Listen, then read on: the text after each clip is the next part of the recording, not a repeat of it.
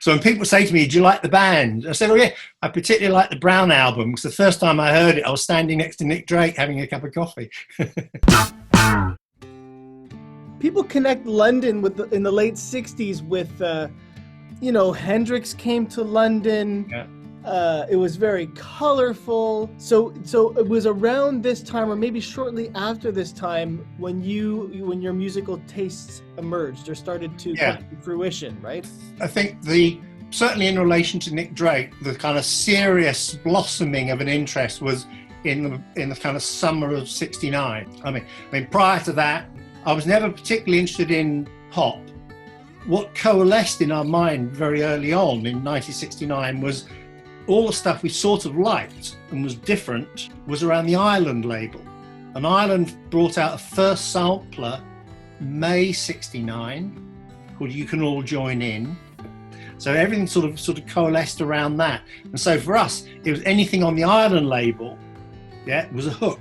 And then I think I've got this right, November '69, Island brought out its second sampler, and that had Fairport and a few others that were on the early one. But the one track for me that really stood out was Nick Drake, and it was Time Has Told Me. As soon as we got the sampler, the first thing was, this is a great track, go back to the record store, have you got a copy of Nick Drake? Really? And so I think it came out in September '69, so it was only a couple of months old when we bought it. On the 15th of November '69, we saw in Melody Maker that Nick Drake was playing at a place called Cousins, a very famous folk club in London. And for the first time, we, instead of just going to folk clubs locally, we decided we'd actually go and see Nick Drake. So we thought it was the first opportunity to go to a real kind of cool, sort of in the scene type of folk club. When we first went into Cousins, they paid the guy at the top of the stairs, went down, and it's just a large room, maybe 25-foot square, with just a little stage and a mic. Basically, apart from a few church pews around the outside, everyone else just sat on the floor.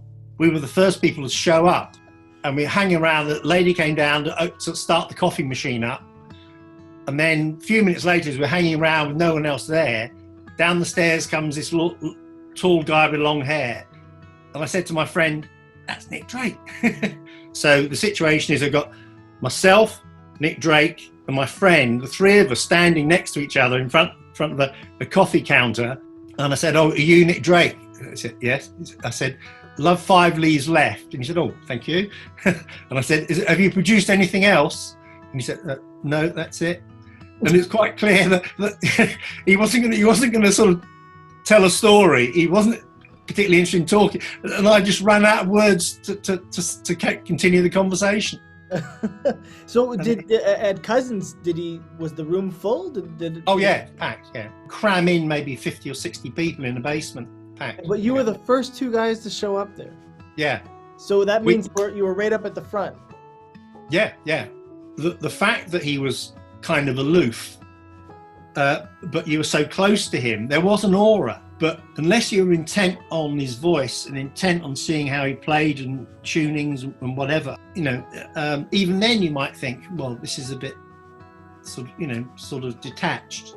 To make matters worse in terms of a kind of eye contact and rapport, you only have one mic. So you're sitting on a bar stool with a guitar. In order for the mic to capture the voice and the guitar equally, you've got to bend over like that. Oh. And he's like 6'3", 6'4". So it's only the first 2 rows in Cousins you could actually see anything of his face, because he was like that.